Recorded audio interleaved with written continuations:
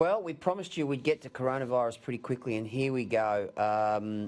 Hands off is the splash head on the front page of the Courier-Mail. Shun shakes for pat on back to fight virus. The danger of coronavirus spreading through the Australian population has dramatically risen after the first human-to-human transmissions were recorded, sparking drastic warnings for people to stop shaking hands. We've got the front page of the Daily Telly, and there's a story there. This is serious. Health Minister's no handshake, no kissing edict.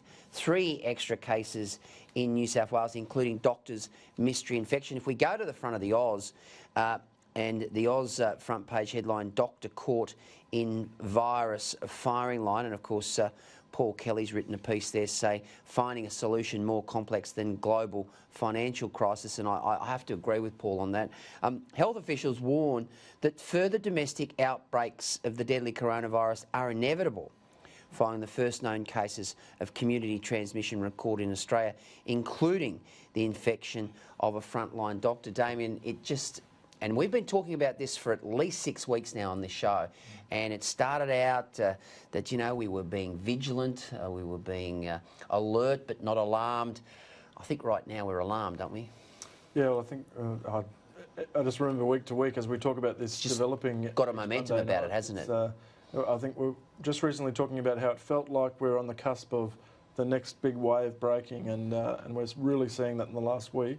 To the point where now we're actually preparing here in Australia for a widespread sort of outbreak. So we've got big coverage in the Courier-Mail tomorrow, talking about all kinds of precautions, buttons that could be pressed by the government as we prepare to try and stop this, because it really is out of control, and as more cases pop up every day, I must say it's very scary, especially for people travelling and especially for people who have elderly relatives or very young children. The important thing to remember here, I think, is that, look, this is always going to be the case. There was going to be person-to-person transmission. That was always going to be the case. But let's be very cautious here. We have to be alert.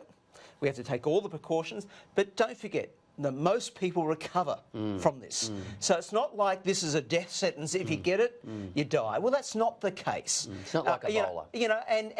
And we have had these go through. We had bad flu seasons. We've had SARS. We've had other issues like that. Yeah, it's something new. We have to be very cautious. Yes, no kissing here on the panel. No handshaking here on the panel. But it doesn't mean if you catch it, you're going to die.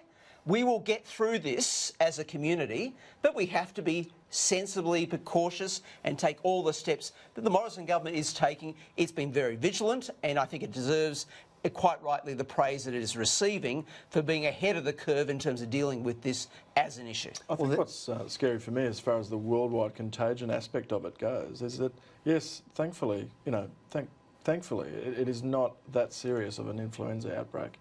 And if you catch it, it's not an automatic death sentence. But I think the scary part of it is just how it has been uncontrollable. They haven't been able to cut it off wherever it's been bobbing up. So I think if it was a much more serious disease, I think that's why it's scary at the moment.